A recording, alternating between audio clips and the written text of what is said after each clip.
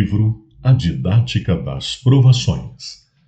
Continuemos analisando a 10ª justificativa para que haja provações em nossa vida. As provações são ocasiões e meios de ensino utilizados por Deus para impor derrotas a Satanás, demonstrando-lhe, bem como a todos os que o apoiem e servem, que Jesus é o vencedor maior no grande conflito. A história de perseguições contra os fiéis servos de Deus é tão antiga quanto a própria humanidade em seu convívio com o pecado. O inimigo da verdade e da justiça sempre providenciou meios com os quais atacasse os fiéis remanescentes do Senhor, como forma de os fazer desanimar e abandonarem as veredas do Eterno. O primeiro fiel martirizado pelos opositores da verdade de que se tem notícia foi Abel, que foi morto por seu irmão Caim por insistir em manter-se plenamente obediente às ordens de Deus quanto aos serviços da cerimônia de sacrifícios. Não foi diferente com Daniel, nas cortes de Babilônia e, em seguida, da Medopérsia. Vítima de uma articulação ardilosa dos seus oponentes, ele e o próprio rei Dario foram envolvidos numa conspiração que visava eliminar definitivamente o fidelíssimo servo do Senhor.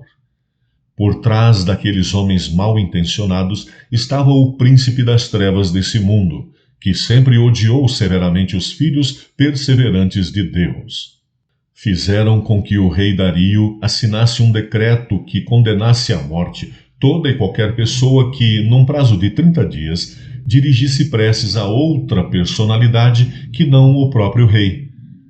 Eles sabiam da extrema e inabalável fidelidade de Daniel para com o seu Deus. Sabiam que ele orava ao Senhor fielmente 3 vezes ao dia, inclusive com as janelas dos seus aposentos abertas, como forma de testemunhar a todos que o contemplassem em oração. Constatada a desobediência de Daniel ao edito real, foi imediatamente o rei avisado e, por mais que houvesse tentado reverter sua ordem, pois ele amava Daniel como a um amigo insuperável, não conseguiu. E lá se foi o fiel profeta de Deus para o cumprimento de sua sentença. O rei jejuou a noite toda, não permitiu ser alegrado por músicas e fino banquete. Não houve festas no Palácio Real aquela noite, mas tristeza e pesar por alguém tão querido, que agora estava jogado a animais muito ferozes e extremamente famintos, representando a ferocidade do próprio Satanás contra o Filho de Deus. O diabo, vosso adversário, anda em derredor, bramando como leão, buscando a quem possa devorar. 1 Pedro 5,8. No entanto, mal sabiam aqueles inimigos de Daniel o que os aguardava e nem mesmo o arqui-inimigo a derrota que sofreria. Passada aquela noite fatídica, o rei apressou-se logo de manhã para verificar se o Deus de Daniel o havia livrado da morte, e qual não foi sua surpresa ao ouvir a voz do velho amigo, louvando e exaltando o nome do Senhor. As primeiras palavras de Dario foram um testemunho em favor de Daniel e do Deus vivo, a quem ele obedecia irredutivelmente. Daniel, servo do Deus vivo, dar-se-ia o caso de que o teu Deus, a quem tu continuamente serves, tenha podido livrar-te dos leões? Daniel 6,20. A quem tu continuamente serves. Que palavras! Essas são palavras que indicam inquestionavelmente a fidelidade de Daniel para com o Senhor, sendo pronunciadas pelo próprio monarca, o rei Dario.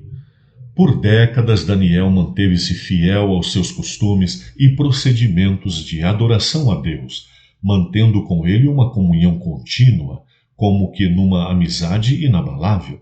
Que vitória para a verdade e que derrota para Satanás! No livro Profetas e Reis, Ellen White assim se refere a esse momento de triunfo da verdade e de vergonha para o reino das trevas. Deus não impediu os inimigos de Daniel de lançarem-no na cova dos leões. Ele permitiu que anjos maus e homens ímpios chegassem a realizar seu propósito. Mas isto foi para que pudesse tornar o livramento do seu servo mais marcante e mais completa a derrota dos inimigos da verdade e da justiça. A cólera do homem redundará em teu louvor. Salmo 76:10.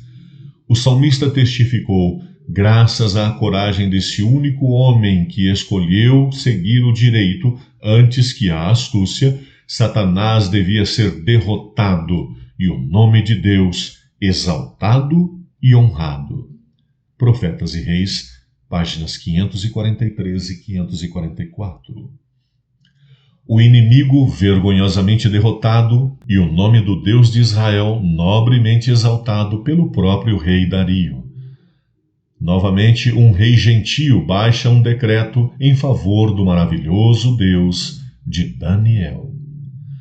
Da minha parte é feito um decreto, escreveu Dario, pelo qual em todo o domínio do meu reino os homens tremam e temam perante o Deus de Daniel, porque ele é um Deus vivo e que permanece para sempre, e o seu reino não se pode destruir, e o seu domínio durará até o fim. Ele salva, livra e opera sinais e maravilhas no céu e na terra. Daniel 6, 26 e 27.